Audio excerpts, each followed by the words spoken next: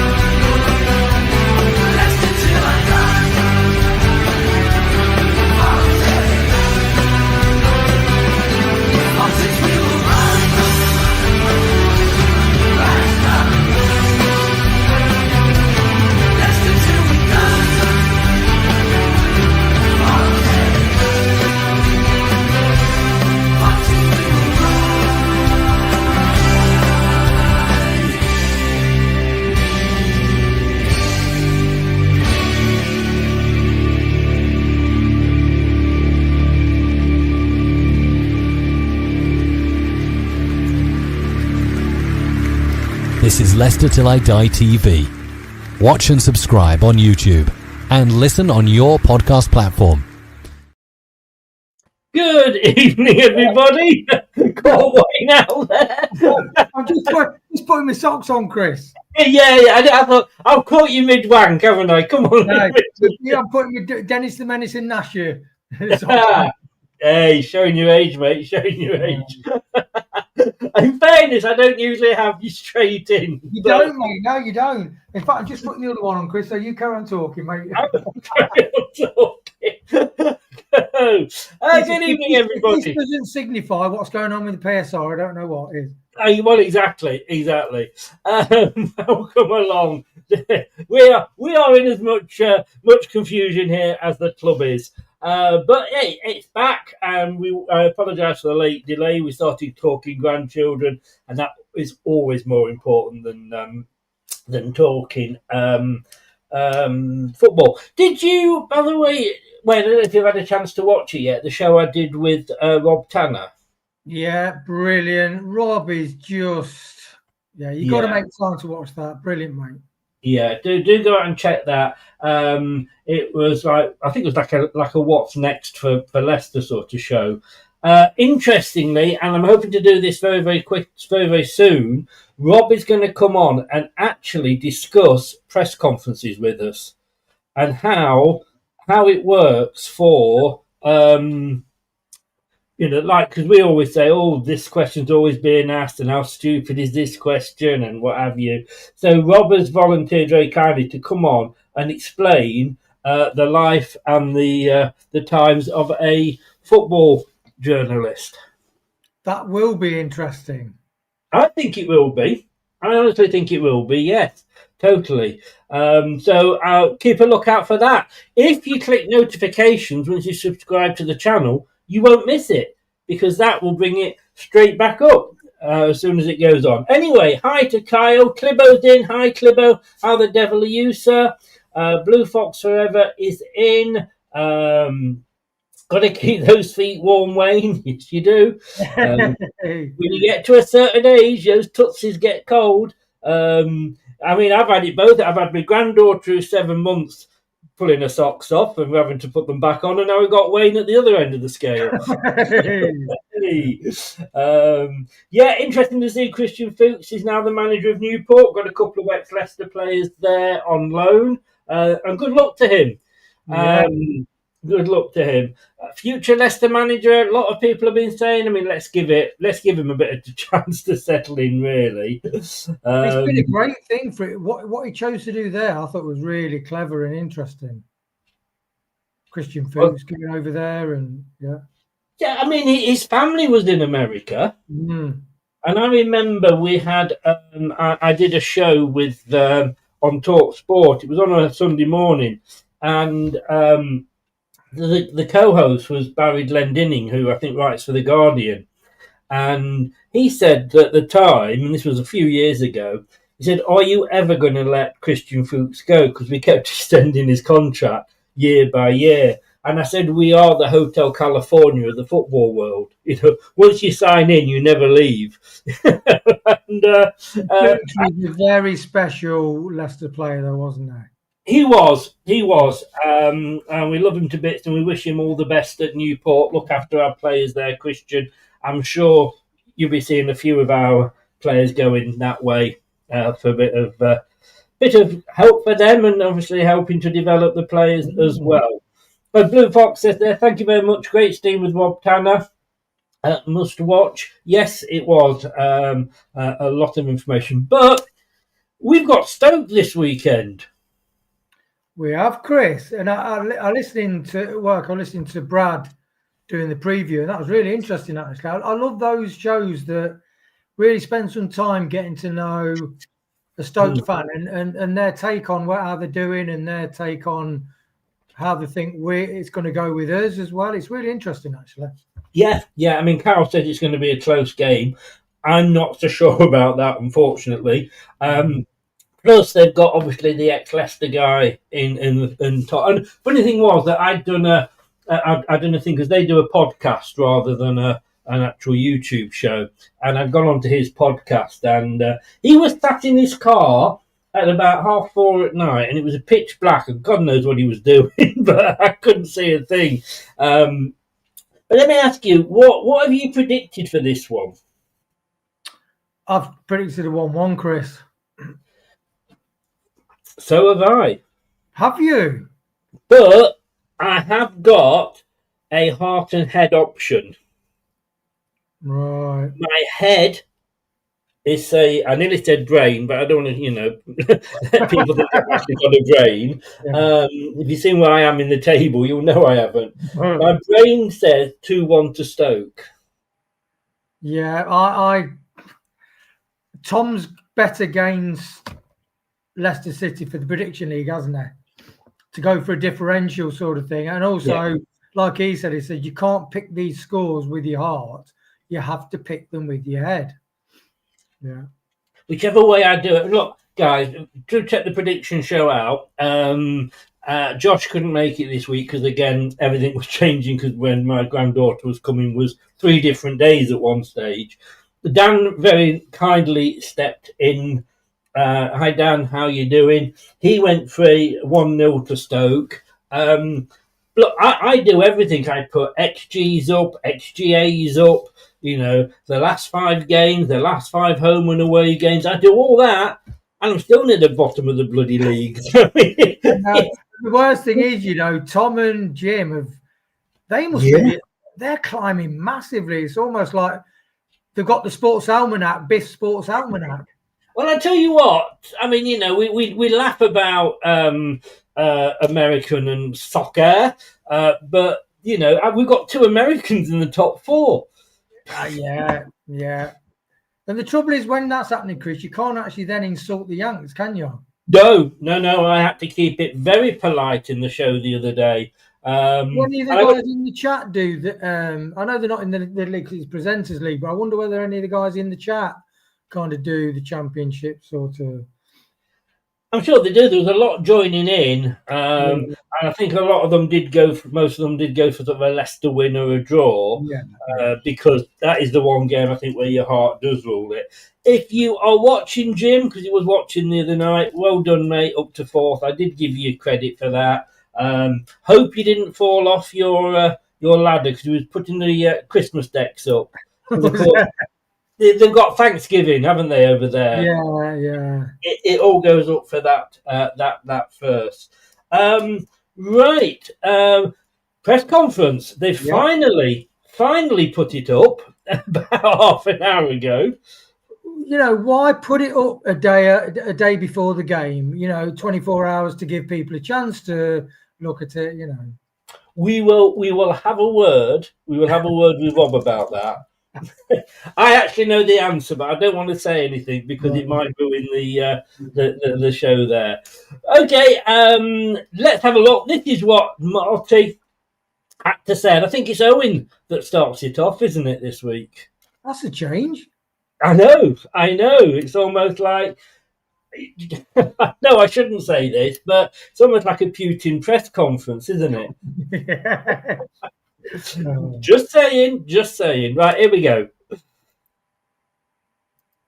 see you. Just wanted to check in on some of your injured players first. Jakub Stolarczyk, I know you mentioned about him potentially being back after the international break. What's his current situation?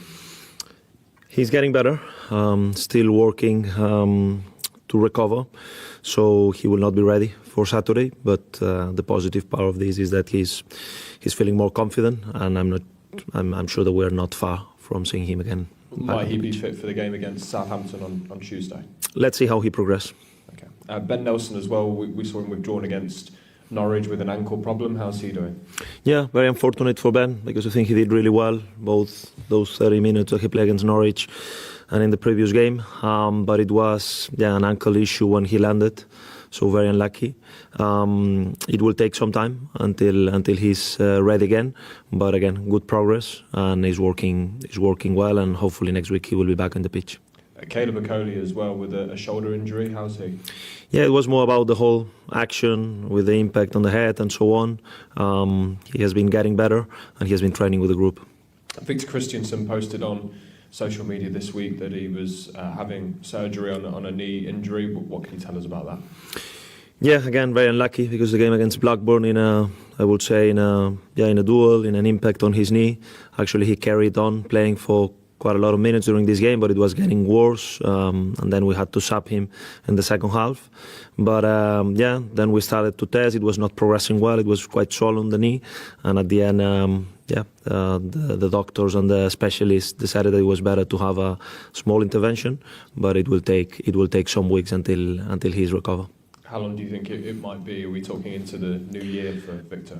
Yeah, kind of that. So it's gonna take definitely more than a few weeks. That's for sure. Any fresh injuries that you picked up over the international break, or? Hopefully not. Okay. And has everyone returned from international duty? Okay. Everybody's okay. Yeah, just as you know, Aaron and Harry Soter, of course, as well, recovering from their injuries. But out of that, everybody else came back in good shape. The club chairman, Kuntop, recorded an interview over the last couple of weeks as well. He reiterated his commitment to the club, and I wonder for you as the manager, when you hear that kind of commitment and the kind of ideas of a long-term plan from the club chairman, how good that is to hear really as the manager of the football club. Yeah, I think that definitely his word shows how much he cares for the club and how much it means, both for him and his family. I think that all that he wants is us to succeed and to do well. So I think the main idea is to build that togetherness that I've been talking since I came here. And I think that everybody's on board on that, to understand that we need to make this, to bring back the club to where we want to be, all together. And I think it's brilliant that he has done this step. There's reports out there, and we understand that a new technical director, a new chief executive and commercial director are due to join the club. Well, what is your reaction to that, to seeing those kind of changes happening at board level? Yeah, of course, when it comes to structural changes and things that go beyond tactics and trainings and football, is not much that I can say, but everything that it means a change to try to improve as a club, and I know that the work behind the scenes is all focused on this, on trying to be better in all the areas, in and off the pitch. I will 100% support it. It would appear that the new technical director might have more to do with the footballing side of the business, if you like. How do you feel about that, and how do you view that situation, and how important a relationship might that be? Yeah, again, I cannot give a time frame or how this will develop. What I'm sure is what the club wants is to improve. I've been aware about these changes before the announcement, about these new ideas, and again, it's not for me to comment much on things that go beyond my tasks. I understand that, although I do have to ask this next question, because there are other reports out there over the last week or so that the club will hear their PSR charges next week. Possible point deductions may come as part of that. What is your understanding of that from what you've been told? Yeah, I think since I came here, it has been a lot of speculation, both in media and everywhere. So I've been saying the same from day one. I'm aware. I'm constantly in touch with the club, with everyone, to understand what is the situation. But it's nothing that affects us very much. My job is to try to make sure that we're as good as we can be, try to improve the players on the pitch, and it's nothing that is affecting us on our daily activity. Does it concern you though, I suppose, if it does come and it could be, quite significant, all points of the Championship are significant at this stage, that it could have a detrimental effect on what you want to achieve this season? Again, it's a speculation, and at the moment I just focus on facts, and the fact is that I focus on what I can control. What I can control is the training. I can control how we try to play, on how we try to perform, and all those things, especially when it's a speculation, I think it's not worth to spend a lot of time. And again, as I said, it's nothing that in our daily work with the players and the trainings is not that affect us. So I'm very focused on what I can control. Stoke City next up at King Power Stadium. How big a game is this? All the games are big in Championship, and all the games are important. Definitely for us, we want to build on the good result that we got against Norwich. It's true that in the last international breaks, we finished all of them before the international break in a good way with a victory. So it feels a little bit like we need to make sure that we do better than what we did in the start after this kind of breaks. We play against a team that is doing really well, that has started the season at good shape and with getting good results. I think Mark is doing a very good job with the players, and we need to be ready because we know that they are a dangerous team in counters, that they are a team that is conceding. They got the best defensive record in the league when it comes on goals conceded. So it's important for us to start now this, especially because this period is very important, right? Now it's not going to be any break until March is the next international break, so it comes one of those moments of the season that are very crucial. And to play at home after the Norwich game, it must be a plus for us. So hopefully we can deliver a good performance. You haven't won a game at home since the game against Birmingham City back in August. How important is it to fix that, starting this weekend with the huge amount of games you've got coming before the next break? Yeah, very important. It's far too much, and especially with the support that we got against Norwich from all the fans that travel, we want to give them something back, and it's important to make sure that our form at home gets better to be in the place in the table that we want to be. Martin, thank you very much. Best luck this weekend. Thank you. Thanks, Owen. We'll go to another Owen from BBC Smiths. Hi, Marty. It feels a long time ago, but the win at Norwich, how much of a boost did that give you? Yeah, definitely. It feels like a long time ago, but it was an important one. Not only because we needed this kind of reaction, this kind of result after a bad period of results, but as well because I think we played, especially the last 30 minutes of the game, we played at really high level. And it shows a little bit the path and how we want to play football. It was in a way that we were very controlling in possession, that we were fast in the ball tempo, that we really got this threat in behind the back line, that we created chances, that we were aggressive out of possession. So I think that definitely dictates a little bit the kind of football they want to play, understanding that we always play against good teams, that they have as well their moments, and that we need to be good on this as well. But it was an important way to win a football game as well in the last minutes. So important for the morale of the team and going in international break with a better feeling. It feels like it's been quite a successful international break for several of your players, some scoring even. How impressed have you been with what you've seen?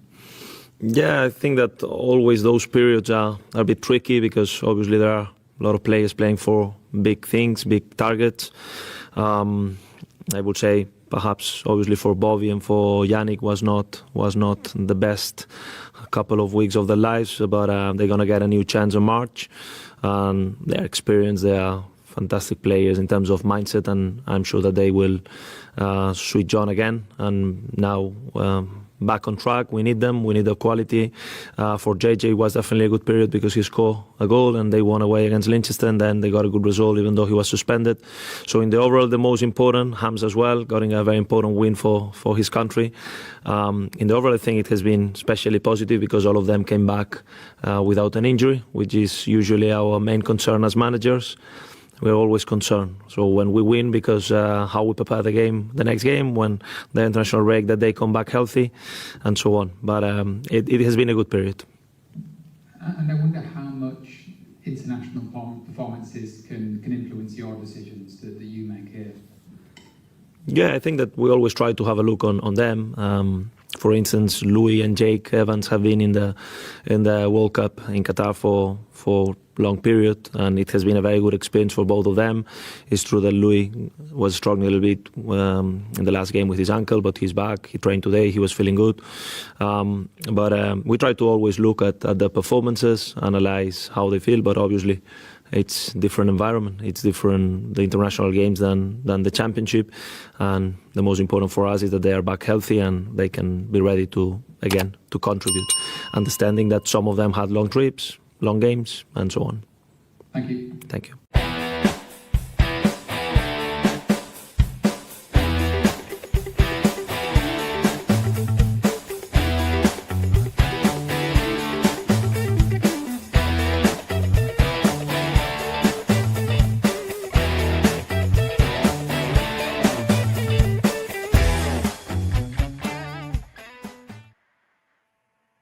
Well, interesting. I've got to say, not won a game at home since Birmingham. How important is it to change that?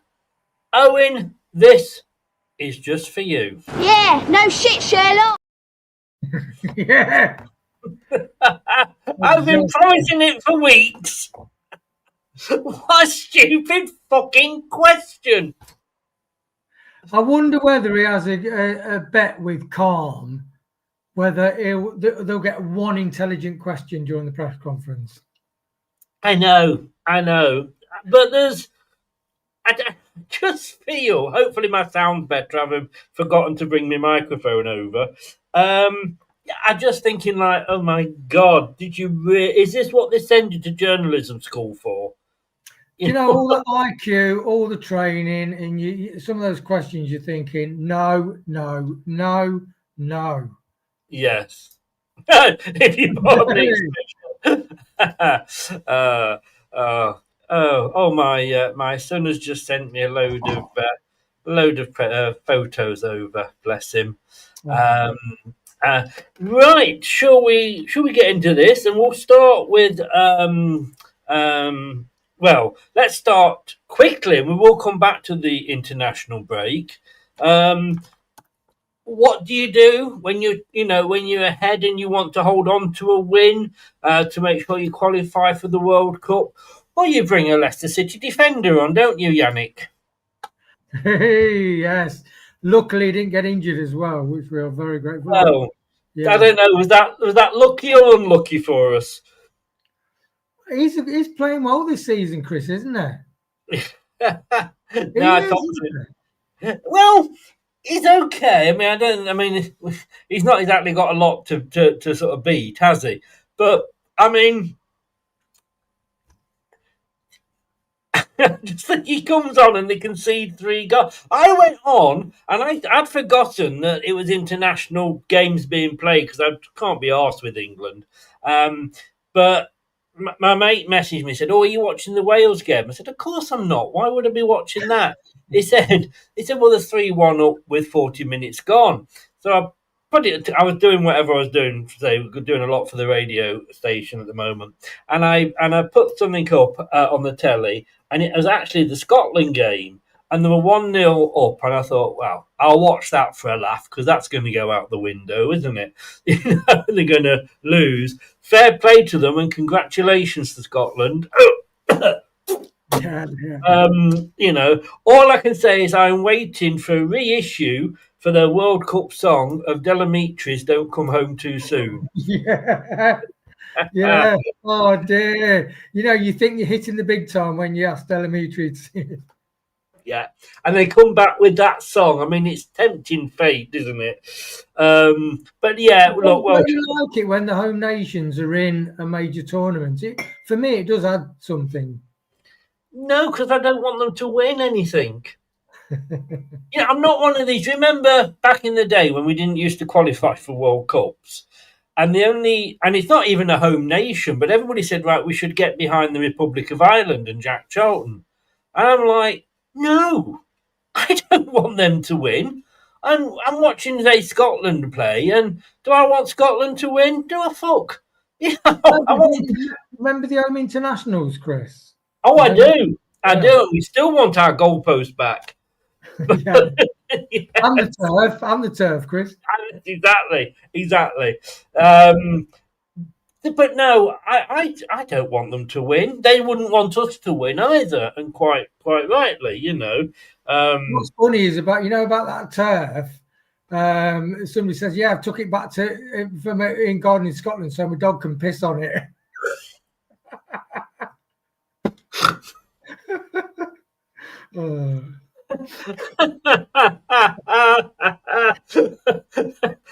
I like that. That's the comment of the show so far. Well, I don't think we'll better that comment. That's what that's what it meant to the Scots to beat the English. We used to do it all the time, so it was like, you know, 10 a penny to us. Anyway, Tom's in. Hi, Tom. How are you doing? England and Canada, a bit of America for Jim, but the rest, question mark. And he says he's good. Right, going through injuries here. Yeah. I felt then like I was watching an episode of Holby City. Yeah. I mean, look, Jakub's not ready. And my premonition that if Jakub got injured, that I wouldn't want Bekovic in for too long. I think that kind of came to fruition for the Middlesbrough equaliser. And he might not even be ready for Southampton. No, it's interesting. He said he's close, isn't it? So it is a shame. And it seemed a really innocuous injury, didn't he? It didn't sort of... I have to say, I didn't see it because I was in Lanzarote. Chris, no, I'm just saying. You've got to drop that now, Chris. Oh, I'm not. I'm going again in 3 weeks. You know what? It's been... I work outside for a living. It's been absolutely Baltic here. It's like when I went a couple of weeks ago, it was so hot I was having to stop every 15-20 minutes for liquid refreshment. Really? Yes. I know Jim video called me from the Carolina game at 25 degrees in open air stadium. 25 degrees. Disgusting. Yeah. Disgusting behaviour. I'll send you some pictures, but yeah. So I didn't see it because I didn't see the game. But he didn't go down and think, "Oh, we need to get the stretchers on." He's really innocuous. He went down to get something. He got up, and then that's when he started thinking, "I've done my groin." Yeah. Interestingly, because that was the Middlesbrough game, wasn't it? Yeah. And we'd been out for a meal over the harbour and just sort of, watching the sunset and, fanning ourselves. It was so hot. Tough gig, yeah. It is, honestly. You wouldn't believe how tough it is. And then I said, right, let's go. Do you mind if we go? Because we found this sports bar earlier and we were watching whatever it was that was on earlier. And he said, yeah. And I went in and the lovely lady, it was a West Ham bar. And she said, oh, what do you want to watch, fellas? Was it the Leicester game? I went, yeah. She said, oh, just go and sit down there. It's on that picture. It's on that telly. As I went, and that's when I sort of saw somebody with a Leicester badge on. I went, oh, yeah, another Leicester fan. It went, well, the 6 of us here. It was all... so got talking. And I went looking and I was watching the match. And we didn't join until the 70th minute. And I have to say, from that point on, it looked like... the Charge of the Light Brigade. We were Rorke's Drift, I think, is more probably the thing. Yeah. Just there. And I looked and I went, is that Bekovic in goal? And Filsey, who was the guy, and I know is the guy, and I'll be meeting him again when I go over. He went, no, I don't think he was playing tonight. I said, that doesn't look like Jakub. That looks like Bekovic. And he'd been watching the game and he hadn't noticed either. In his defence, though, he was getting up and down to help behind the bar as well. So, yeah, we just seem to be very unlucky with injuries, don't we? Yeah, last season we had a fair bit of injuries as well. I do think we're not too bad, I don't think. I mean, Christensen's out, isn't he, for a while, I think, as well. Yeah. So, yeah, I think it's same for any team, really. And the Championship is such a physical league as well now, isn't it? Mm. You know, the all-eye press is very dynamic. And if you've got any weaknesses, I think you'll get found out in this division. Yes. Oh, definitely. Well, look, the injuries that he said, apart from the obvious ones like Suter and what have you, Jakob won't be ready. Not even sure if he'll be ready for Southampton. Nelson, it will be sometime to be fit, probably not till January. I'll come back to him in a second. Coley, he's working back with the group, so we might see him back. And Christian, Nelson possibly next week. Sorry, it was Christensen who's out till January, and Coley is back with working with the group. I'm worried that Nelson's going to be turning into a bit of a sick note. It could be. I mean, the way, considering he's so young, the way he went down, he wasn't challenged. He just fell awkwardly. Which I mean, look, I've done all my ligaments. I've done the front, the sides, the back. The back took about 6 months to heal. The sides, 3 or 4 weeks, the front, and it depends on your age, but that's the good thing about his age. The healing will be quicker. Yeah. Goodness, if it was like that, was like Ricky P, he probably would have been out for a month or so. Yeah. I mean, I hope he does come back. I think he was doing okay, to be honest with you. He said any sort of. Well, he asked the question twice, but just in a different way. No fresh injuries from the international break. That's all you can ask for, isn't it? Yeah, it is. Tom's chirping in his... I saw it. Yeah, Football Manager. Tom's in full FM mode now, isn't he? He's looking at budgets. He's looking at, player welfare. Yes, yeah. In fact, just while you're on, Tom, so I just decided I'll try and message you after the show because I want to talk to you about episode 2. Episode 1, by the way, it was over 200 views in the end, which was not bad for a new show starting from scratch. So, I'll tell you what, Chris, I don't play computer games. When Tom's talked about it in the past, I don't know what he's talking about.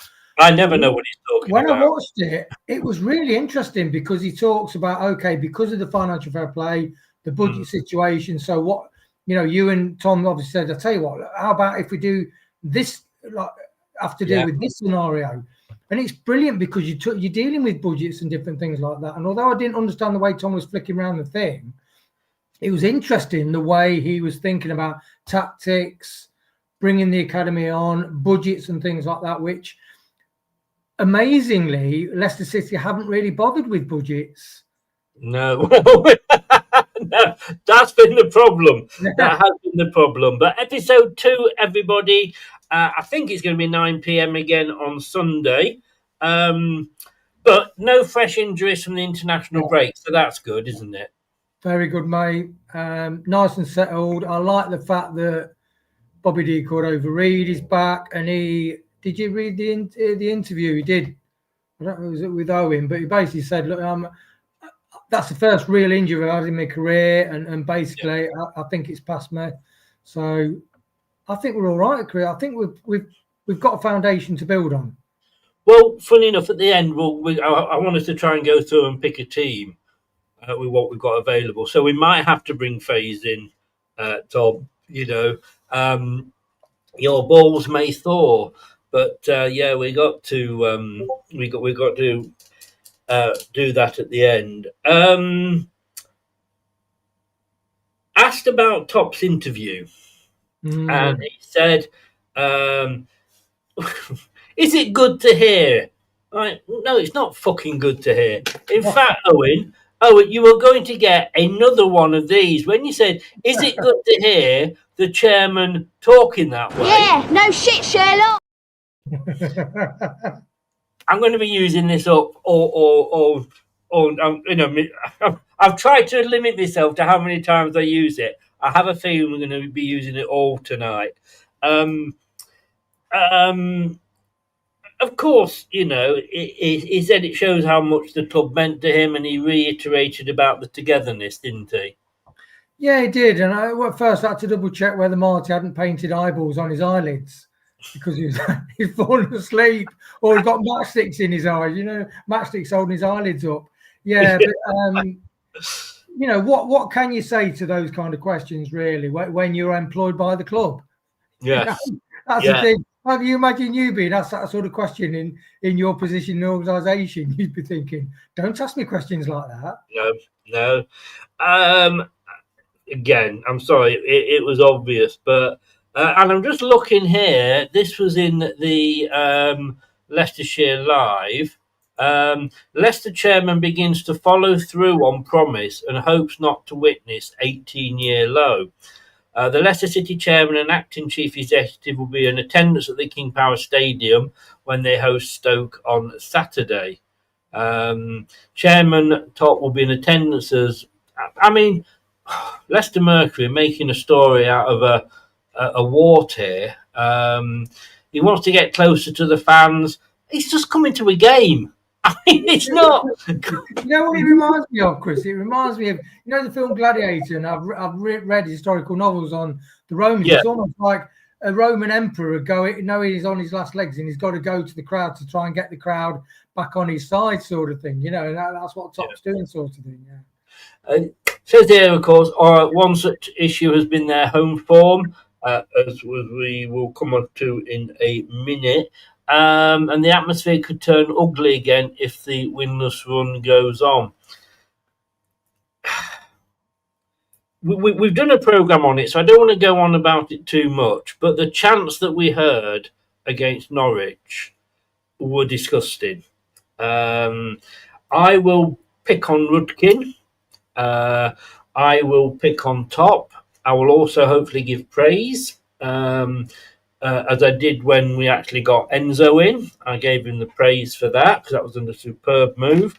And Rudkin did really well in the transfer window with the money he got for the players that we sold that, let's be honest with you, was shit. If anybody can get 2 million out of for fucking Cody, they deserve a knighthood. It should be a rise, Sir John. But you've got to draw the line somewhere. And I wonder, and it's been a long time since I've been to a match. You've been sort of more recently, but do you think that if those guys start that on Saturday tomorrow, how will the rest of the crowd react? Do you think? I don't think they'll like it, Chris. I think what happened with the younger element and the more volatile element, which doesn't reflect the average long serving football fan that's been going down for 20, 30 years. I ask all my customers who've been going down that long, none of them feel that way. They're disappointed, yes. They would like things to be better, but they just don't, they hate all that kind of thing. But I do think there is a danger of that because I think they've been outed a bit. I think they got a bit full of themselves and now the reaction has been there. I'd be surprised if they do it, but I think if they did it, enough fans feel so strongly, especially with the Leicester fan channels coming out and sort of saying, no, that's not acceptable. Yeah. Which needed to happen, didn't it? I don't think I've seen on any channel, it not. And then there we go. What's that? Limited game places or whatever it says. We always like a Twitch tosser to come in. We know there's always one that comes in. If anybody goes and clicks on that, basically you're buying viewers, and if you're having to do that, then you've got a shit channel, and these guys don't always deliver what they promise. So I would basically ignore that gentleman there. Totally. And all I can do is call them out. I can ban them, but you ban one. It's a bit like a rat. You ban one, and then another one's there in 2 minutes, sort of thing. Yeah, I think they'll get booed as well. If I'm honest with you, unfortunately, when I say when I do that, he doesn't take the chat out. It's not. It's just what is the positive outcome of that? It's okay being frustrated. As you said, you've got a right as a fan to be frustrated. Even Top acknowledged, and Martin acknowledges, look, the fans are not happy. They've got a right to be cheesed off about certain things that are not working well. But it wasn't Top's fault that Enzo left for Chelsea, was it? You know, no. I don't think Enzo would have kept us up anyway. But you know, we'll never know, will we? You know, and I think look. We used, I always used to have a go at Man United fans saying, they were entitled and what have you. These Leicester fans are pretty much acting that way. And I think it was Blue Fox just said there'll be a lot of those fans that were probably thinking, yeah, you see, we do all that and then this happens. Well, it was recorded before. Yes. And it was made clear that it was recorded before. And I think it was Blue Fox that said, glad it was made clear the interview was recorded beforehand. We will, like you say, we will see. Interestingly, when I do the prediction show, I found a site that actually says, because we always say home advantage, isn't that? Yeah, that's a good thing. Half the teams in the championship have a negative percentage effect on home games. That when you started putting those up, it was crazy how many, isn't it? We have got at the moment plus 2% home advantage. I know. Coventry have got the best. Who knew? And Sheffield Wednesday have got the worst. But again, who knew? That will change, I'm sure. Technical director. Need a change to, it was saying he's going to get more involved in the football side. How does that, worry you? Well, he's not going to sit there again and go, but I suppose, in fairness, I actually guess that's a fair question. We've seen, I hope the technical director doesn't get involved. What are your thoughts on that? Yeah, he wouldn't turn around and say, well, if he starts stepping on my toes, he might as well go and piss off. He's not going to say that, is it? Would you want a technical director that steps on his toes?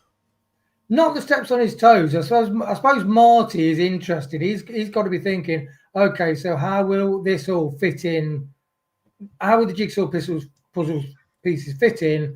And what will that mean for me and the team, basically? Of course, he will be thinking that. I mean, we all thought, John's moving upstairs. That's the last we'll see of him, blah, blah, blah, blah, blah. No, he's still going to be football or director of football, but not... Basically, he's kept his title and we brought in a technical director, which basically is a director of football.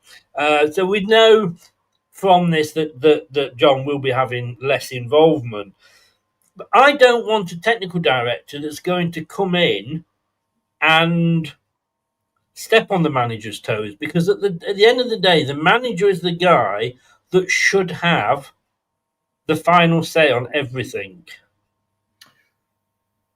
I get what you're saying, but I think that's what happened with Brendan, and that was the start of our doubt. One of the main contributing factors, because Brendan started to call the shots with some really key, Dave Rennie saying, get your stuff in a box, you're out today.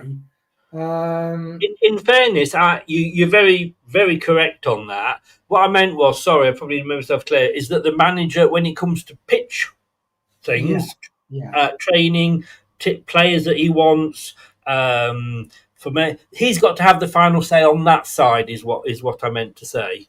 Oh, 100%, Chris, 100%. Really, the job of the director is to support him. It's like is your role with as managing other people. If you've really just got to have slight inputs, offer them support, but not run around like a blue-ass fly, that's a dream situation, isn't it, for you and for anybody, really? This is why when I was speaking to Rob the other night, I was saying about, what sort of person should we get in? Now, he mentioned Dan Ashworth, the Newcastle stroke Man United guy, but he's at the FA now, so I don't know how that would probably cost us money. The thing is, if it's Stuart Pearson, which is a lot of people are asking for, and I get why they're asking for him, but that puts a hell of a lot of pressure on Marty that he doesn't need.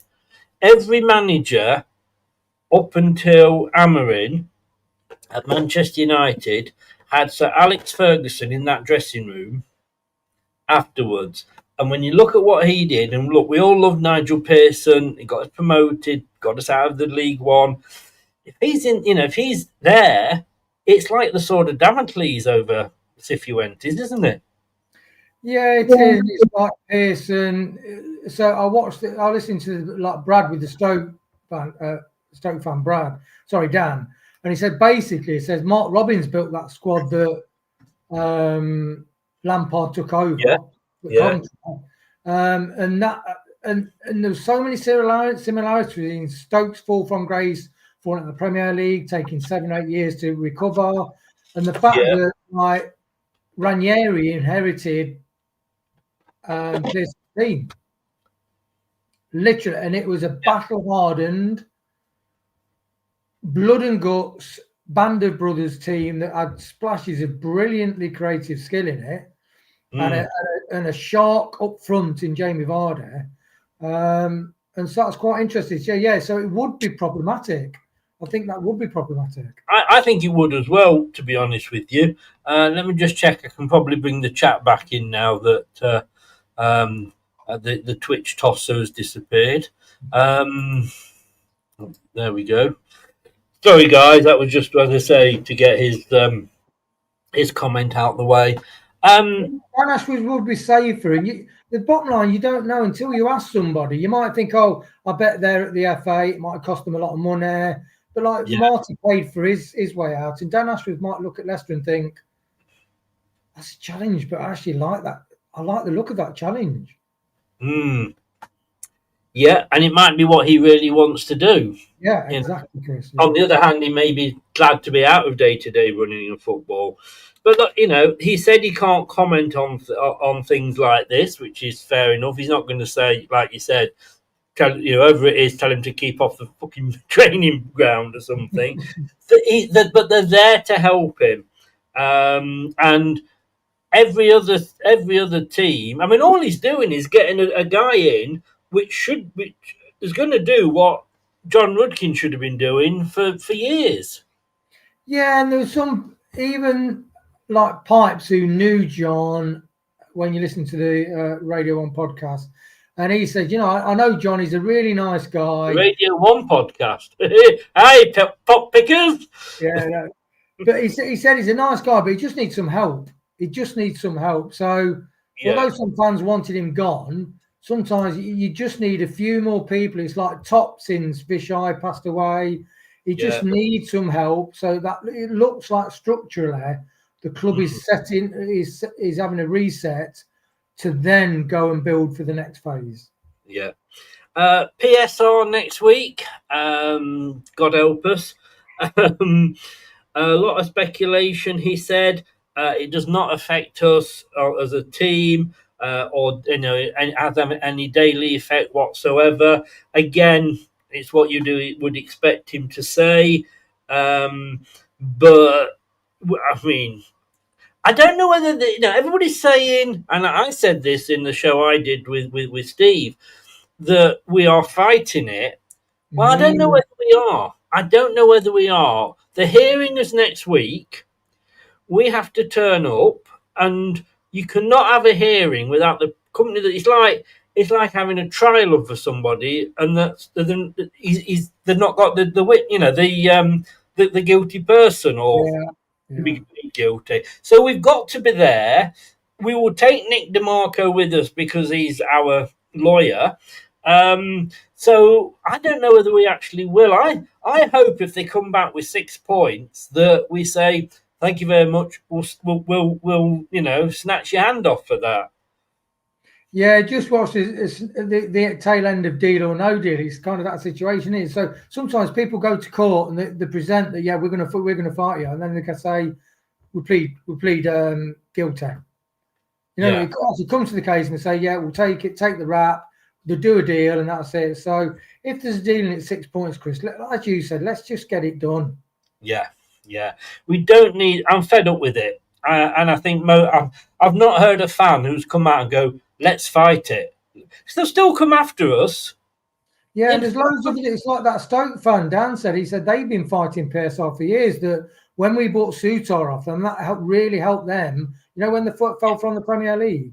So buying Sutar off has really helped us fight off PSR. So loads of clubs are fighting off PSR.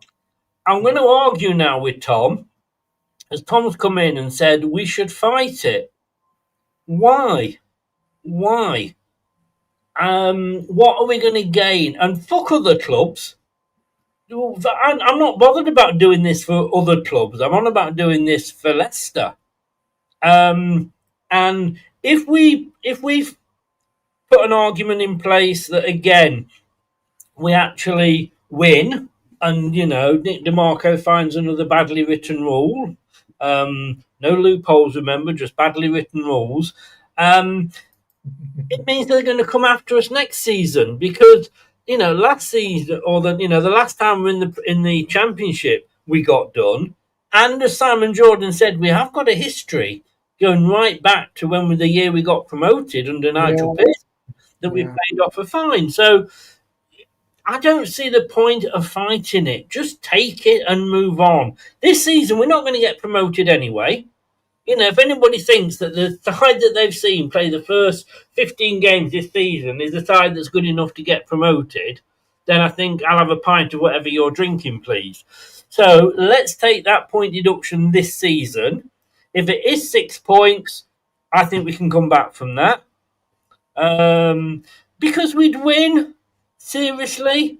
I think Tom last night, he must have watched that 300 film, with the Spartans where they will not pass. Yes. He's got blood in his veins. What it is, he's just watched the Maple Leafs just grab a late victory, and he's gone all like warrior status. No, I wish, guaranteed. But if we win, they're just going to come after us next season. Yeah, they are. And the thing is, Chris, 6 points in the grand scheme of things to finish it, and with the sales that we've made this year and signed loads, we are.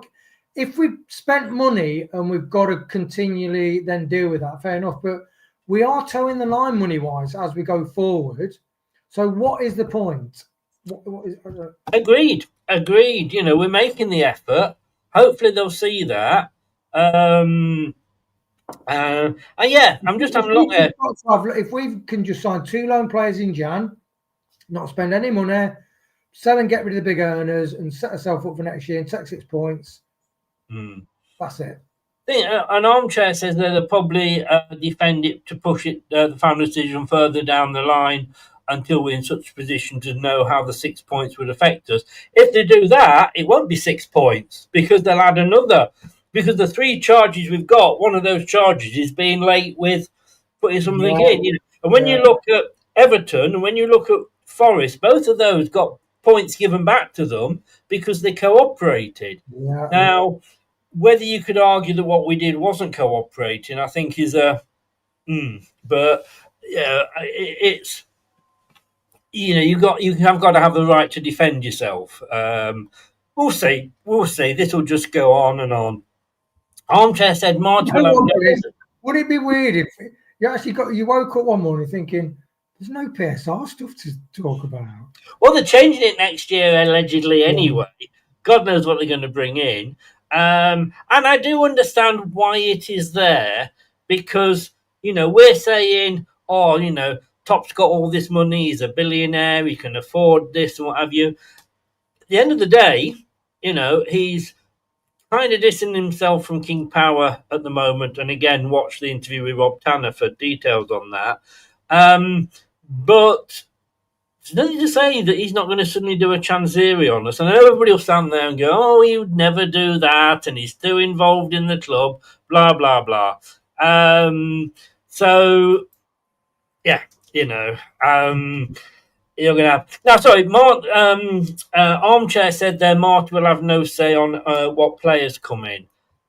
Of course, I agree, Passion, thank you. Of course he'll have a say.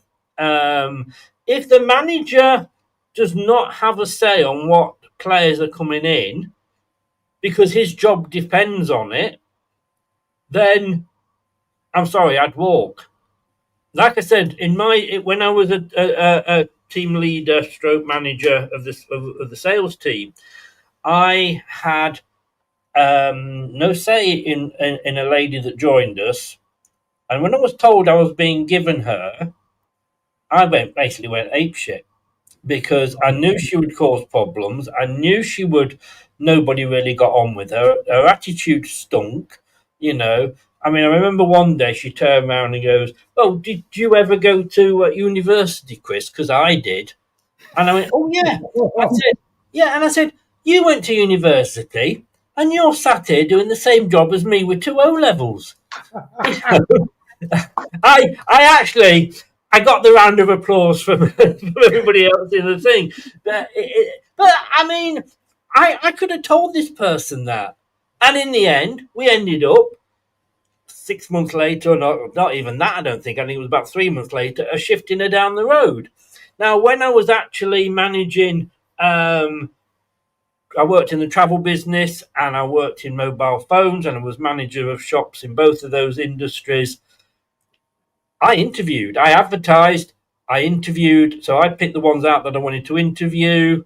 Yes, I got it wrong once, but generally speaking, it was my decision as manager.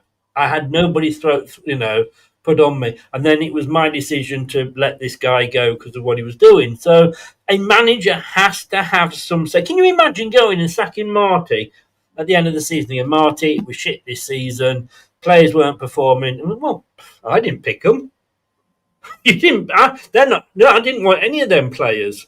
It's just not consistent with like a strategy and plan, which is what Top's talking about. He wants that kind of manager. He didn't want Cooper. Apparently Rookie wanted Cooper. So it just wouldn't be part of the strategy. And these people are not stupid people. They run massive multi-billion compound companies. They're used to making strategic decisions with markets and everything like that. So I think it just won't happen. I can't see it. It's interesting, though, Chris. You said you phone shop and that. I could see you as a character. And you remember that sitcom, Phone Shop? Did you ever watch that? No, I did not like that. I'm not saying it was. It just wasn't my cup of tea. Oh, I was more of the you'll know this. I'm on the phone. Yeah, phone jacker. Yeah. No, Trigger Happy TV. TV, yeah. Yeah. I in fact, I tell you, I can remember the brick. Do you remember the brick? It literally was this. Yeah, it was one of the first mobile phones out. I think it was Nokia. I could be wrong. And basically, it was a shape and almost the size of a brick, with a little bit sticking out at the bottom for talking into, and a little bit sticking out at the top, and it went round your face like that, so you could listen. And hiya, Elm, you all right? He's at the library. I hope he's whispering, Chris. Yes. Oh, exactly. Yes. Oh, well, maybe he's just picked up the "I'm on the phone" bit.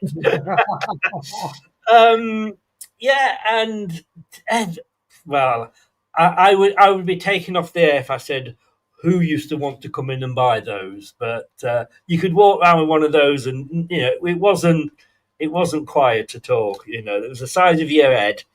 Anyway, we've gone completely off topic here. And then you got Ray going on about people having a hard on. Yeah.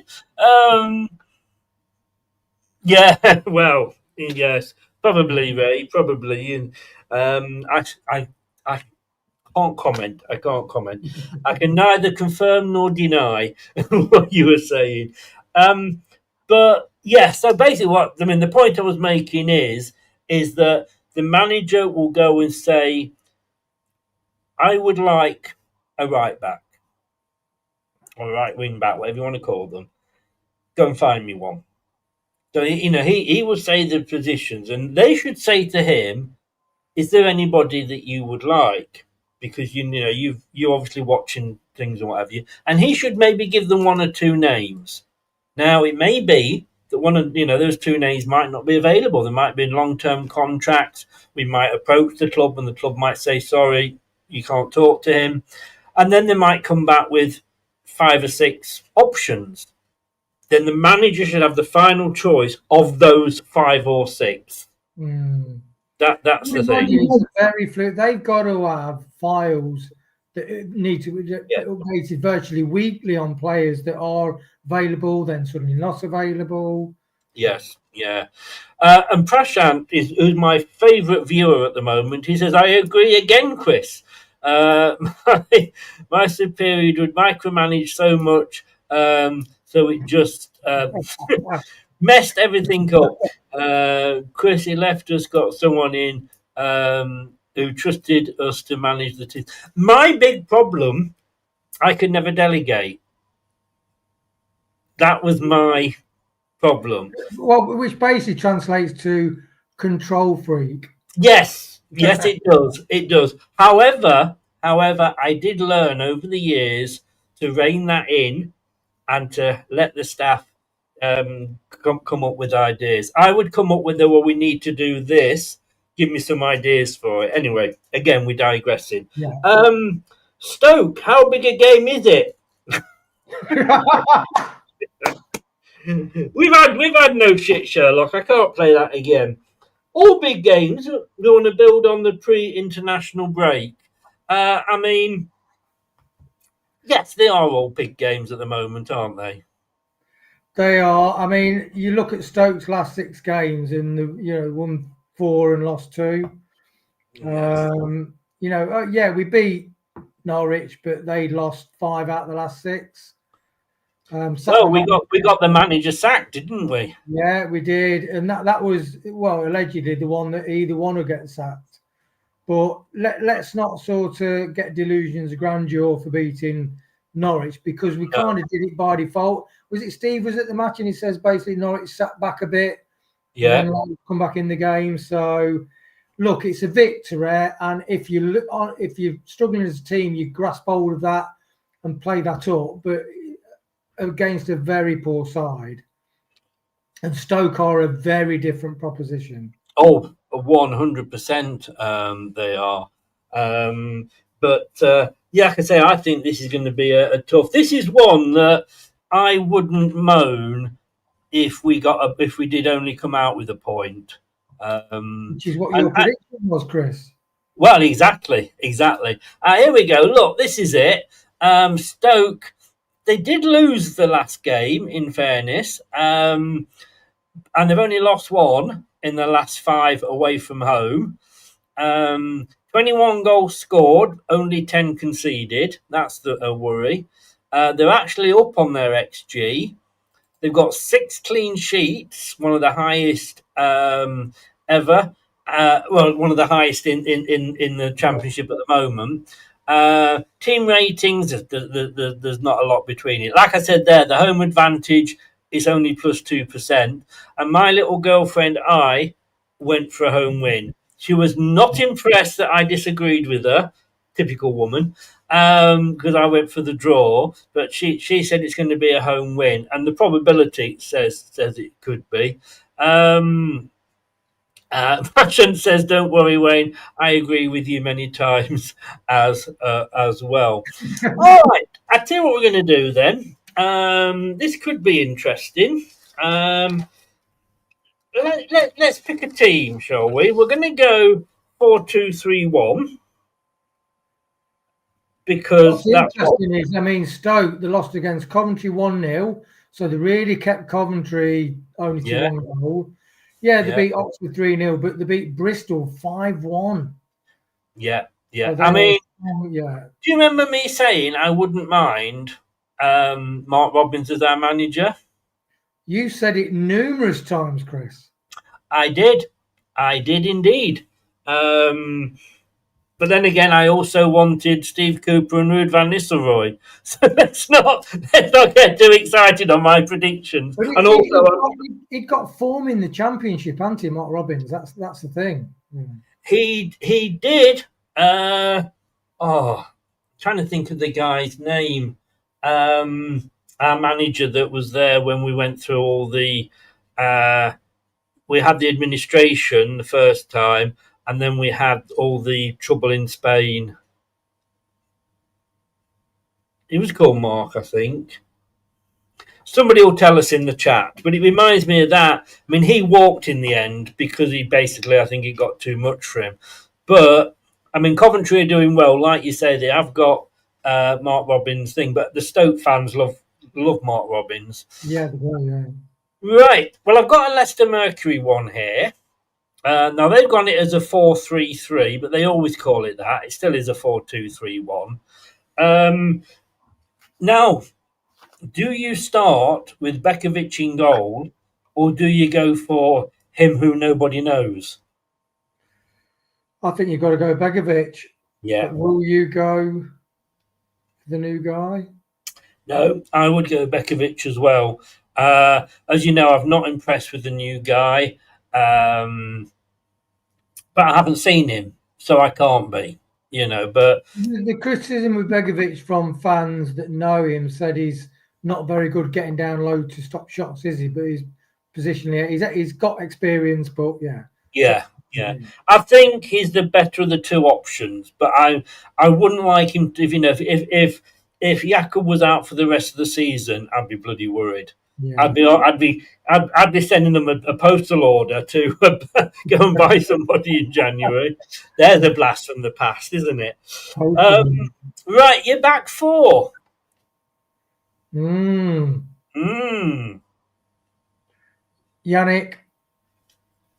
Yeah, you're putting Yannick in there, okay. Yeah, it is a real shame for Nelson because we've all been questioning why he wasn't in.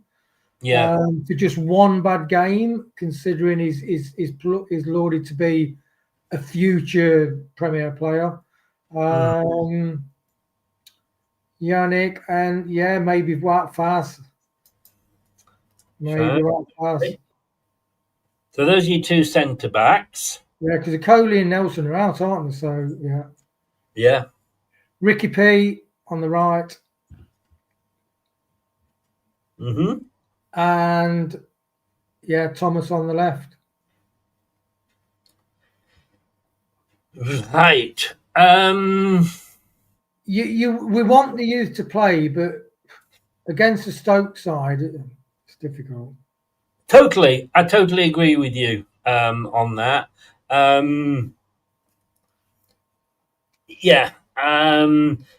So far, you've agreed 100%. Yeah, I did. When I said Ricky P on the right, I did wonder whether to put Hamza there. Oh my God! Hey, well, no, stick him up front. He got a couple of bloody goals for Bangladesh, didn't he?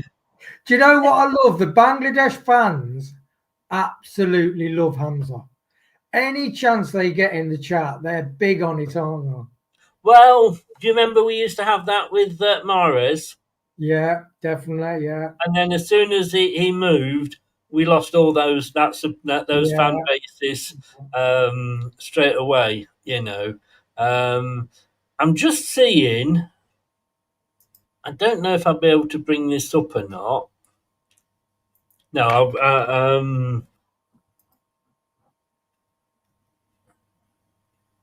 right. Let's just see.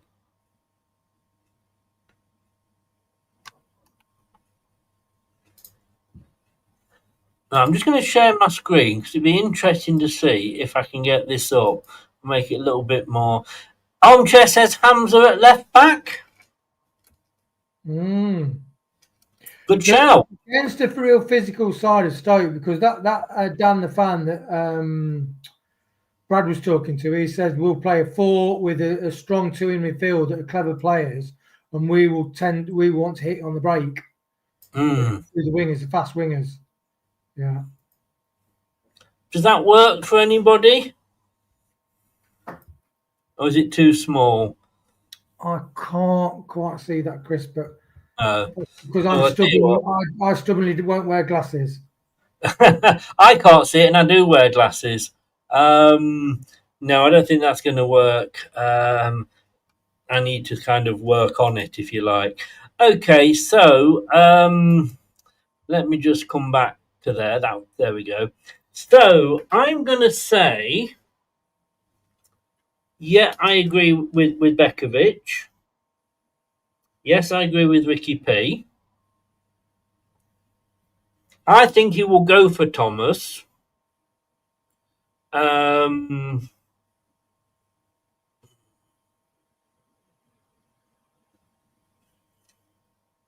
do like Hamza. I do like the thought of Hamza. Do you? I do. Now if you're Hamza right back, you mean? No, Hamza at left back. At left back, right. Yeah. Let me just see. Are you okay? Stoke is the kind of team that Hamza should have a really good game. Yes. Yeah. Like I say, let's just stick him up front, you know. Yeah, I mean, playing Hamza gives us a like you say there, armchair, a pretty good defence. Now, one of his positions, because he is a utility player, one of his positions is left back. So, armchair, I'm going to go with you. I'm going to go with Hamza there. Yeah, because as Tom says about Sorbo Thomas, he's a dangerous player, he is. So would Hamza be better on him? Yeah.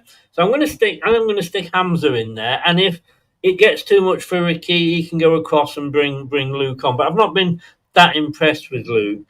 Now the centre two. What else have we got? I mean, in fairness, I mean, you know, Yannick after his, you know, tumultuous success in midweek with the 10 you know, and what makes it worse is the fact that it was against Scotland. Okoli is working with the group, but I think this may have come too soon for him. Yeah, he's not going to be here now. Do we risk a Luco? I don't think we can. I think you're right in Faze and Yannick. It's tempting, isn't it? It's tempting to do it. Yes. But not against Stoke. That's the thing. You have to look at who we're playing. You know, again, if they were talking about this and we were playing Norwich this week, yeah, you could probably have an argument there. Right, you're two in front of the back four. JJ and Winks.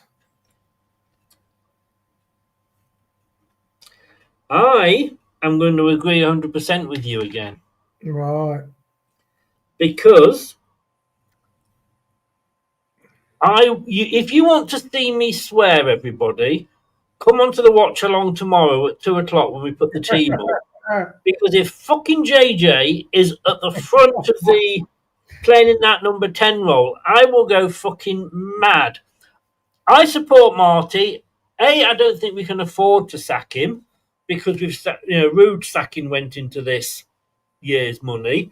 So I think, this season's money. So I think Marty's probably got one of the safest jobs in football, at least till the end of the season. Why can't he see what the rest of us can see? Yes, I mean, and he'll use the argument, well, JJ got the winner. JJ scores more goals from the number 6 position than he does the number 10 position. If he puts JJ in that number 10 position, I will go down and I will let Marty stick his tyres down. You know, I'm going to keep it within the realms of, you know, not being put away for murder, but he's got to be in that number 6 position, hasn't he? He has. I think JJ ought to go to the T-shirt printers, get a T-shirt printed that says, I am a freaking box-to-box crasher. Yes. His goals, he arrived late in the box. That's what he says. I like to arrive late in the box. And if you've got somebody who like physical, he runs on the wing, he tackles back, but then he also gets late in the box and scored. What's he scored? 3 goals this season? I'm sure it's 3 goals, is it? Don't change that. That is working. It's like Conte playing Kante for Chelsea out on the right wing when he's one of the world's best in Yeah. If there's that march at any point, it'll be Andy King that takes over. I hope not, because if Andy King was any good, he'd be going up to Marty and saying, these players can't play a 4-2-3-1. I saw them all last season lose 17 on a trot playing 4-2-3-1. We've sold the best of what we had, so we're stuck with the real shit now, and you're still playing 4-2-3-1. So I would not want Andy King anywhere near that manager's job. I'm sorry. Right, you're 3 in front of JJ and Mr. Harry Winks. Well, I agree with Tom. I'd like to see Page there. Did you say? Page has come back, I think, hasn't he? Sorry? I think Page has come back from Qatar earlier because obviously we got knocked out. Yeah. Page, Fatawu and Mavididi. Fatawu, Mavididi. And you're going for Page in that number 10, are you? Mm-hmm. Now, somebody said it doesn't matter what happens, he will not be playing the youth. And I was screaming out for the youth at the beginning of the season, especially if we had a transfer ban. Mm. But as people say, they need to come into a winning team. I don't mean we've just won one, and I would have had Nelson in the back 4 if he had. Yeah.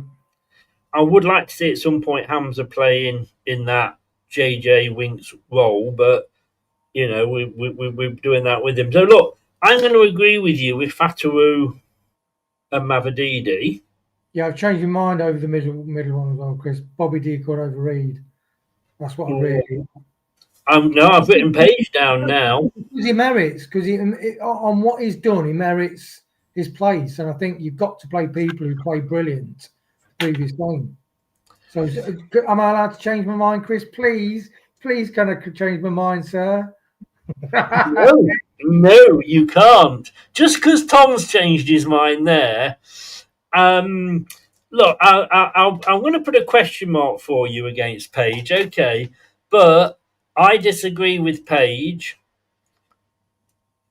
I think he should be Bobby Dakova-Reid. Yeah, I do, mate. Definitely. Because, and I can't believe I'm saying this, square pegs, square holes. Yeah. Stick Bobby on the wing, it doesn't work. Stick Jordan Ayew on the wing, it doesn't work. Have them in their central roles where they both played. Bobby has played, yes, he had a bad game, I think, in his second game for us. But, yeah, he's scored a couple of goals for us. You know what I mean? He's got to be in that role for me. You know what I mean? He's like Marty said, he is super intelligent. Yeah, he's played a lot of championship games, but he's played like a couple hundred games for Fulham in the Premier. He's played 5 seasons in the Premier. And Fulham they're always a good mid-table side, super intelligent. He can play people in, and he does like to rove around in that sort of, he's got a box he likes to rove around in. And he's always there to link people. And I think that's what we need. To get from midfield to in front of goal, we need someone like Bobby. No, I agree, and I would have him in there. No Monga? Not yet, no, because I do think that part of the problem for Thomas was Monga in front of him. And I do think that Monga needs to be central if he is used, or an impact sub at the moment. Yeah, that is what he's producing. I would love, if we're starting Fatawu, Bobby and Mavididi, I would love to see Mongo when he comes on replacing Bobby. Yeah. Because I think in that central role, yes, you're losing something by not having him on the wing, but hopefully Mavididi is going to start coming good. I think, and I've been screaming for ages, stick him in that central role, let him have that freedom, and he will cause havoc. It will, because it can go left and right. It does it on the wing. So you think about, okay, so if you do it on the wing, you're less effective. If you do that centrally, and he says he's 10. He says, I'm naturally a 10. Yeah. Just to upset Chris, Tom was going to go, Tom, I can sack you as manager. Do not think that you're past being sacked. Okay, so that, and then he's played in that role before Monga, And I think this is the problem with Bobby Reid as well, is that when we started playing him, we played him as a winger. Yeah. And that's not his role. Bobby is a 10, and even as somebody said in the, I don't know, as Armchair Jockey, even Bobby as a 9 would be better than your Daka and your Carranza. Well, talking of Daka and Carranza, we are getting very close to it being a year since Daka put anything in a net, and he, that includes fishing as well. Who? I mean, let's be honest with you. If the fish pop their head out of the river, go, oh, it's all right, lads, we're safe. It's only Bats and Daka. Carry on. Imagine a big reason Bob Mortimer about Daka. No, God. So who are you playing up front? That's why sometimes I think I would like to see Monga or Page with Bobby D over Reid up front. I do think that'd be well. Well, you put Page in that number 10 role. Yeah, I put Bobby Deco. I put him. No, you originally said Page, so you can put Bobby up front if you want. I'll have him up front because can he finish? His 2 goals were brilliantly taken. So technically, he's really good in front of goal. He's intelligent, and I think Daka, for all his energy, he's just not an intelligent footballer. No. The light's on, but nobody's home. The candle's lit, but somebody's blown it out. Whichever ones you want to use, the condom's on, but there's a hole in it. That's probably the best one. Jim, if you're watching, mate, that one's just for you. I don't know what I said. I don't know what I said in the show, but I said something, and it was something to do with a building where ladies of the night reside, and I can't remember in what context. But apparently he nearly fell off his stepladder putting the lights on. Right, I'm going to be controversial here. You, Chris? Me. So my team is Bekovic, Ricky P, Faze, Yannick, Hamza, JJ and Winks, and then Fatawu, Bobby Reid and Mavididi. And I am going to stick up front Jake Edwards. Evans. Him as well. Both of them. We might. Yeah, Evans. Wow, that is a real left fielder, that one, Chris. Well, look, hopefully it'll be central field. He'll score a few goals. I'm going to get. Armchair says Daka as the number 10. Yeah, Armchair. I know you're taking the piss now. Jake Evans, sorry, is what I meant to say. But yeah, Jake Evans has been scoring for fun in the youth teams. Yeah. He's just come back from Qatar, playing for, all right, he didn't get many minutes for England. I think he did come on for as a sub once. Yeah, worth a try, exactly. So he's got the confidence. That's the thing. He's just come back. I'm an England player now. It will give him a bit of a boost. What have we got to lose? Daka hasn't scored in a year. Carranza, there's an argument for having him in because the more time he gets, the more, the more minutes he gets, the better he will get. We said this about Iheanacho, didn't we? He never had enough minutes. But I'm not convinced by Jake Evans. Not convinced by Carranza. Kate likes him. Probably not for his football skills, probably some of his other skills. So I reckon Jake Evans. What do you think about that then, Wayne? Armchair said it's worth a try. I think it's a good shout because here's the thing. So you do the counter argument. So why would you want to put Jake Evans in and think, well, the counter argument is how many goals have the other three produced in all these games? Virtually sweep Fanny Adams. Exactly. So and then the next question is, so could Jake Evans be any worse than those? I don't think so. Exactly. And the question is, the next logical question, so do you think he could possibly be better if he had similar chances? And you have to say, quite logically, most probably. So why would, they say don't regret trying and having a go at doing things. That's the biggest regret in life. And I think it's interesting. All the managers say they're going to play the youth. When it actually comes to the nuts and bolts of the balls on the chopping block and the points in the league, it's very different that managers actually do it.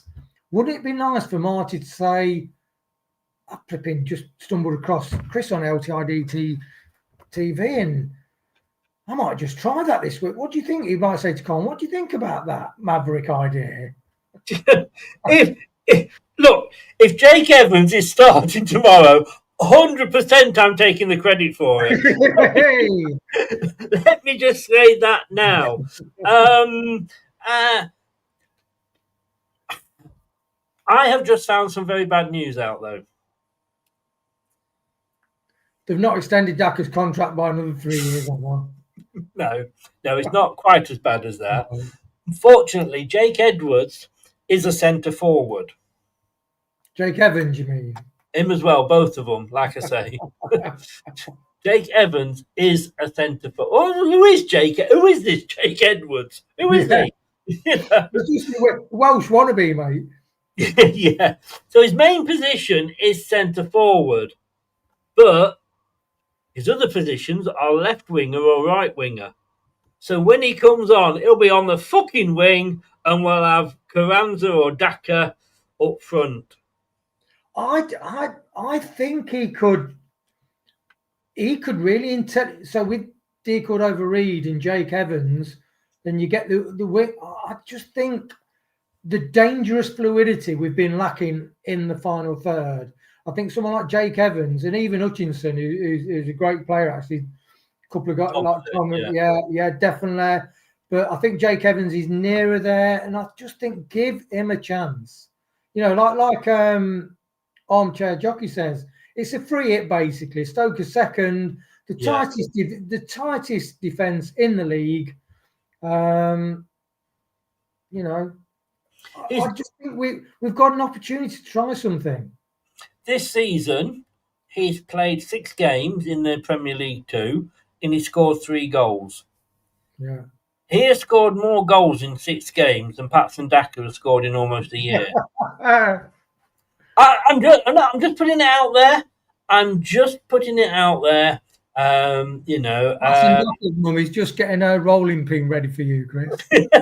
He can also play left midfield and right midfield. So Marty's not going to play him in his main position, is he? I'm just seeing what his sort of stats were. The thing is, we've got some seasons in the past we've not had any options. This season we have got different options. Yes, we have. And I'm just going to see how we did last season, because he was scoring a lot last season, I believe.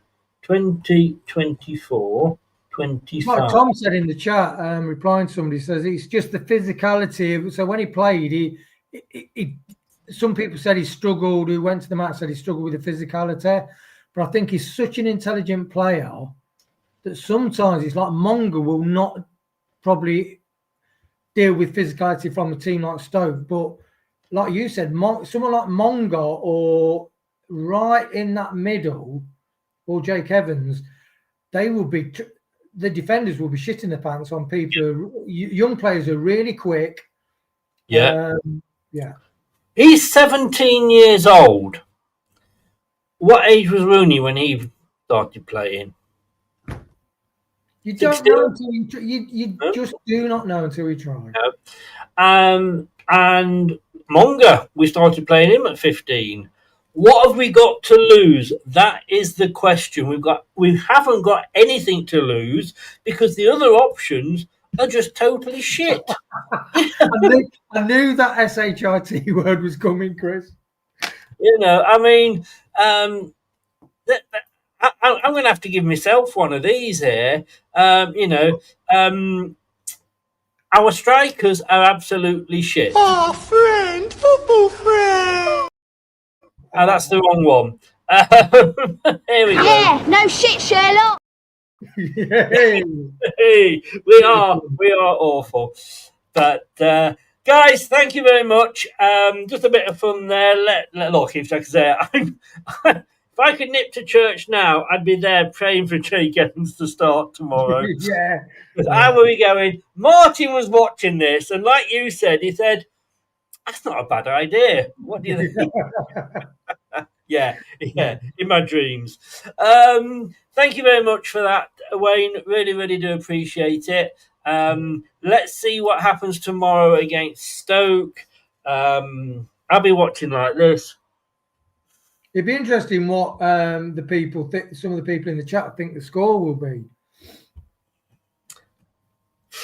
Actually, yeah, we're back for the watch along tomorrow. By the way, we haven't done them for a while.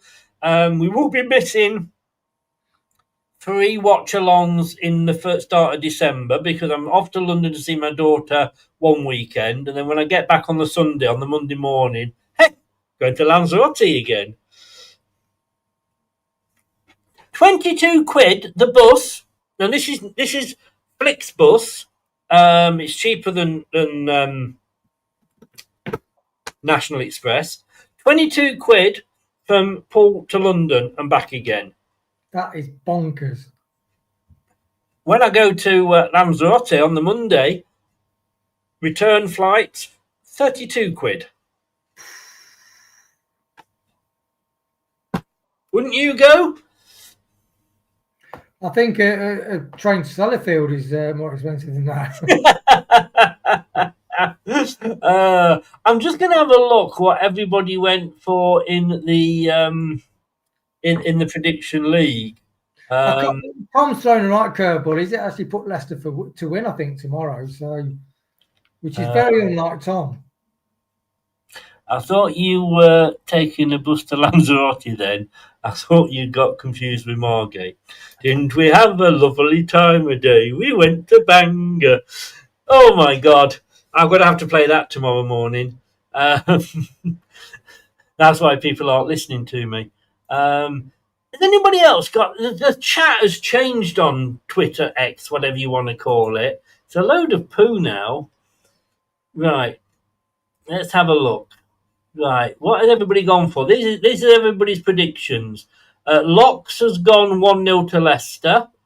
Nate has gone 1-1. Thomas has gone 1-0 to Leicester.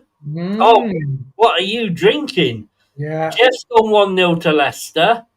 Shane O'Donnell's gone 1-1. So he's below me in the league. Dan, the Burnley fan, he's gone 1-0 to Stoke. Kate has gone 1-0 Leicester. Kate is warming it. She is on top, and now, you know, all I can say is, isn't it nice to have a woman on top?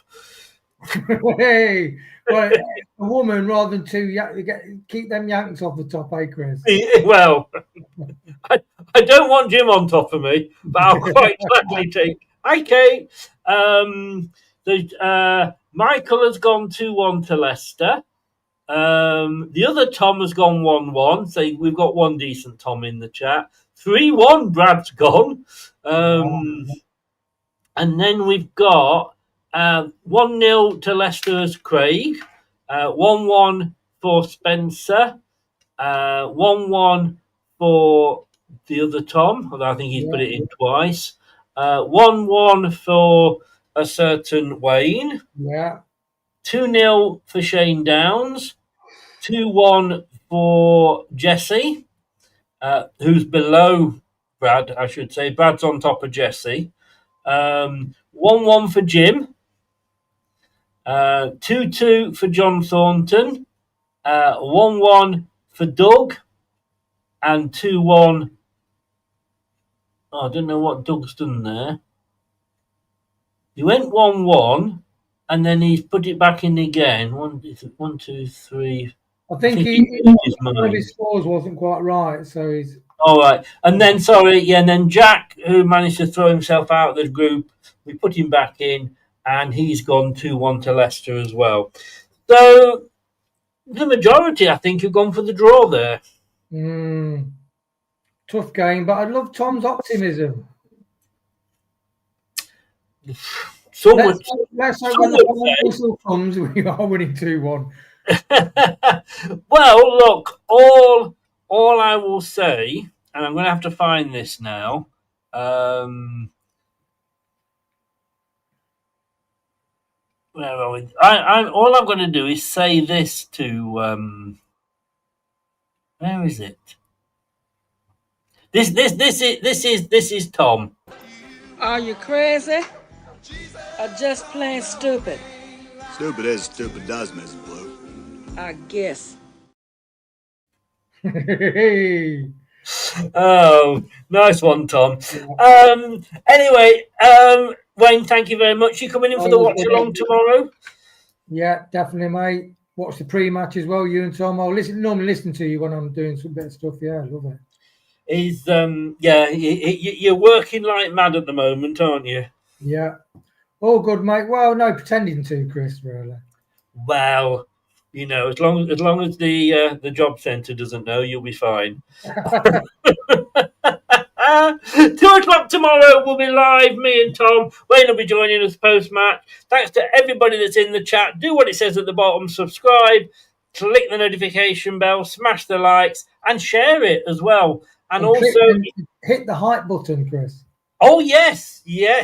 Hit the hype button, please. That does help us as well. We're trying to get to 5,000 by the end of the season. I think we need something like 504 or something like that.